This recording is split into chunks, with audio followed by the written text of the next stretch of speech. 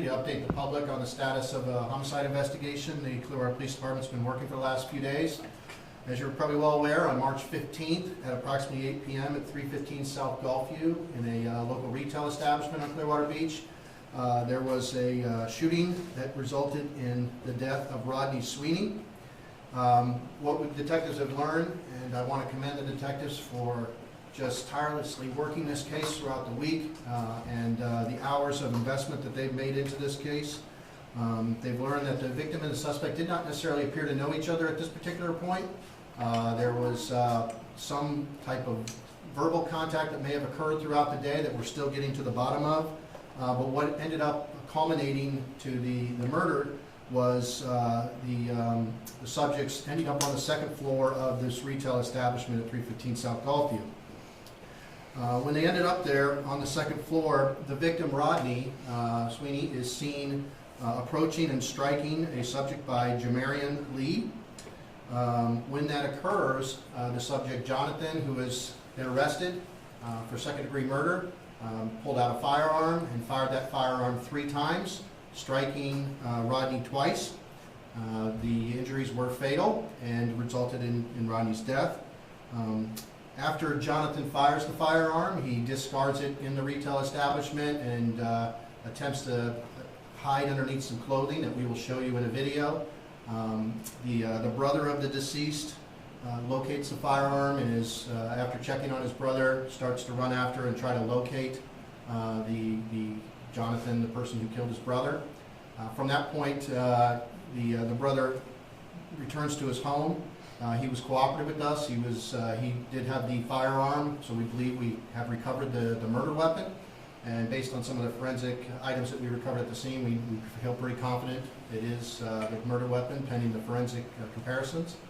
I'd like to kind of show you a video, and then I'll go into a few more details that shows you the course of the events and how what I just described. So you see, this is Jonathan in the mustard camouflage, and Jamarian is in the white T-shirt with the dreads. That's Jonathan striking him. You can see that it's really difficult to see in this particular video, but Jonathan is shooting the firearm. And I'm going to come back to this portion in a couple of seconds. So there is this battery occurred, but this battery is no excuse for pulling out a firearm and doing the behavior of which Jonathan did. And based on even some of his movements prior to the battery occurring, it appears very likely he intended to utilize that firearm from the get-go. So we are extremely lucky and happy to be able to place him into custody, but this whole incident went down in a crowded retail establishment with other citizens and bystanders very close by. There's been an additional arrest in this particular case of a subject named Zaya Massucci, M-A-S-S-U-C-C-I. This particular individual assisted Jonathan in his attempt to evade capture. He is a subject who works on Clearwater Beach, has an association or a relationship with Jonathan. During the time after the murder, Jonathan somehow retreats and is able to go to Massucci's place of residence. He basically gets safe harbor there and stays there overnight. In the morning, he provides his keys to his car that our analysts had located in a parking garage near the Surf Style retail establishment, and retrieves that car, takes it back to his apartment complex, clearly with the desire to return that vehicle. And based on his statement and his information he provided the detective, he was well aware that this homicide had happened. He had seen the media footage and the pictures and knew what occurred, and knew and intentionally assisted him in this endeavor. I'd like to kind of lead you, or let you understand how the detectives were able to move so rapidly on this case. They were able to not only leverage their skills and experience, but couple that with the technology investment that the city has made in security for Clearwater Beach, utilizing the network of video cameras databases, license plate reader technology, and our crime analysts that work in our real-time operations center. We, very early on from this video footage, obviously were able to get a general description of Jonathan. The analysts were able to start combing through video footage and very quickly identified video footage of him milling about throughout Clearwater Beach, which is certainly a much higher resolution video footage than that security footage. From those videos, we were certainly able to give you good media footage put out. We were also able to gather information on who the potential suspect was. We had a first name early on, which was Jonathan, with some information that he may have gone to Clearwater High School. Our school resource officer that works at Clearwater High School and has been there for several years was woken up at very early hours of the morning. He was able to help put a full identity onto the suspect from the video. The analyst, as I mentioned, had located that car in the parking garage. We were able to immediately start surveilling that video or that car to see if he returned to get it. In which case is when we ran into Mr. Masucci, followed him as he took that car to his residence to try to return it to our suspect, and eventually arrested him on a marijuana charge and confronted him, in which case he disclosed his culpability in assisting Jonathan.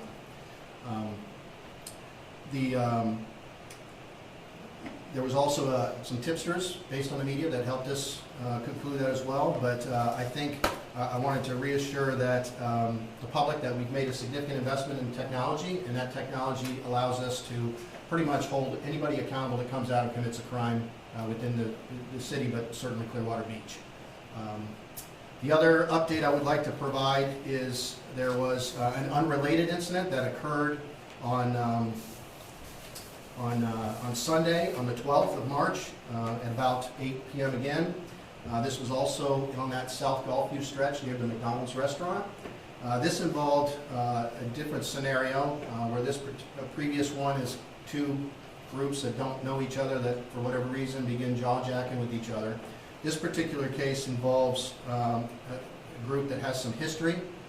They came to Clearwater Beach not knowing the other was going to be there, but when they saw each other, it was eventually elevated into the point where they had a confrontation. This incident appears, like I said, just to be a chance run-in, and during this encounter, the surveillance captures another subject stomping on the head of a victim, and that particular victim, Naya, fortunately had minor injuries. Not initially cooperative, but through the video footage we have been able to identify at least some people that are involved. We have made one arrest, Zion Say. He was arrested for his participation in an unrelated burglary, but we do know his involvement, and we are very close to identifying the other three and making those arrests, and I look forward to sending that media alert out as well.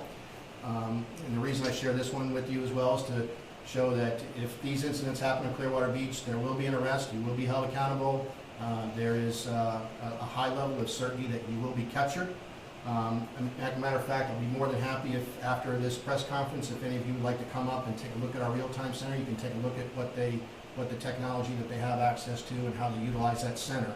I want to reassure the public that these are two very visible incidences that will clearly make people question whether or not they are safe on Clearwater Beach.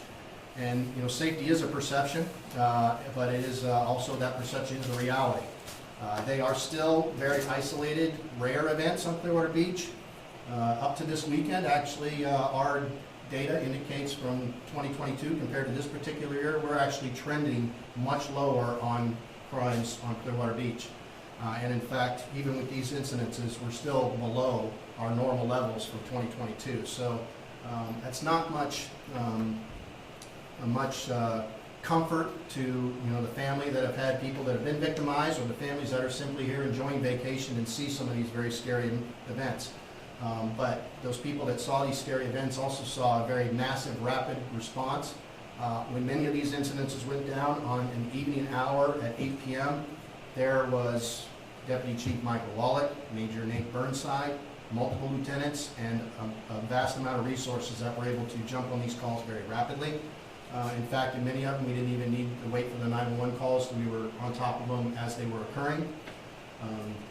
We're not experiencing anything on Clearwater Beach that this beach hasn't seen in the past. We've always had trouble during certain weeks or times when we would have young adults or teenagers that would come and congregate and choose to engage in this system of fighting. The true devil in the details is this social media component that our younger generation is, for whatever reason, infatuated with putting fights and disruptive behavior on there and having some kind of badge of honor by doing that. But that is an issue that I'm not empowered to address. So I'd be more than happy to answer any questions before, maybe if you'd like to have that tour, certainly welcome available. Chief, on Sunday, that incident, did gunshots go off? Yes, on Sunday. There was one gunshot that was fired. I didn't hit anybody, but we are pretty close to identifying who those people are, and they're going to be held accountable as well. We're also hearing that there were gunshots that went off Sunday down the street nearby a Walgreens. Can you confirm that? There was another incident. I don't think it was necessarily near the Walgreens. There's an area stretch of El Dorado where we had somebody that went out towards the water and shot into the water, not at anybody or nobody was around him. We had one report of that. We were unable to locate that person because the citizen that had seen it had seen him kind of go out and do that and then walk back into either a house or a car or something, and there was no description for that part. So what would you say to spring breakers that are hearing these gunshots? They're seeing that rapid response, like you said, but they're just on edge, understandably so. Yeah, understandably so, and that's why I want to, I'd ask them to look at the overwhelmingly rapid response, the very visible presence that we have out there, how quickly we are able to resolve these situations, and that will serve as a deterrent effect to any of these clowns that want to come out and do this ridiculous behavior.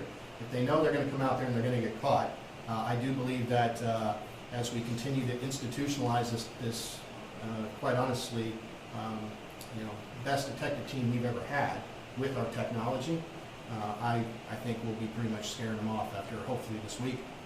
But certainly this week, with all of the schools, the local schools out, is always the hardest week for us. But right up to last weekend, we were looking really good. What action will be taken to protect workers around the area, because they say that they want to see more officers walking or cycling in this area? I'd like to talk to those workers, because if they haven't seen officers walking or cycling, I find it hard to believe. There are officers all over. As a matter of fact, I have the ability on my phone to see the GPS location of all my officers, and they are very strategically and very well deployed. I doubt there's too many locations that aren't seeing an officer. We'd heard that Stanley had possibly worked at Surf Style. Do you know if that's true, and can you provide any insight into his criminal history, if there is any? I don't know. I don't have any knowledge of him ever working at the Surf Style. I'm not aware of that. His history is, I probably have to talk offline with you on that, because there is certain stuff that's juvenile that I might not be able to share, and in my mind I don't have it based on his birthday, which what. Have you spoken with the family of Rodney Sweeney at all? I have not, but our team has. Okay. Do you know kind of how they're dealing with this right now? I know you said his brother was kind of involved in this investigation. I don't mean to be sarcastic, but as a parent, I don't think I need to ask how they're dealing with it. It's not going to be easy. It's hard. And, his brother was right there. He had family and siblings with him. Really? Yeah, there were siblings there that he was there with, and, one of the siblings is the one that actually tried to chase after the guy and return the firearm. So it's, I'm sure it's very hard. Mm-hmm. And, no matter what the history is with a particular person, nobody wants their baby to be dead. Yeah. You mentioned that was the gun dropped in the store? The suspect actually tried to hide it and leave it, and one of the siblings located it, and that's how we were able to recover it. He said he returned fire with that same gun, or no? He didn't do. He never saw him again. He ran to try to find him, but he never found him. And you may have gone over this. What was the actual beef about? Do you believe this? What would what? What were they actually fighting about with this? With the murder case, we really don't know. What happens a lot of the times, these groups all go there, these young adults, these juvenile groups, they all go there, some of them, I believe, with the intent to fight, and I think that's what Jonathan and his little clan were involved in. I think they went there looking for somebody to pick a fight with just because it's cool to get it on video or cool to do it. You know, he's known for wearing this rosary wreath around him for so many years. I don't think it means much to him as to what it means to a lot of other people.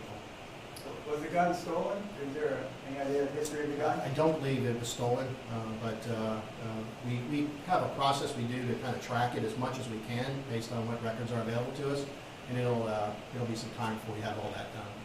And where's Stanley from?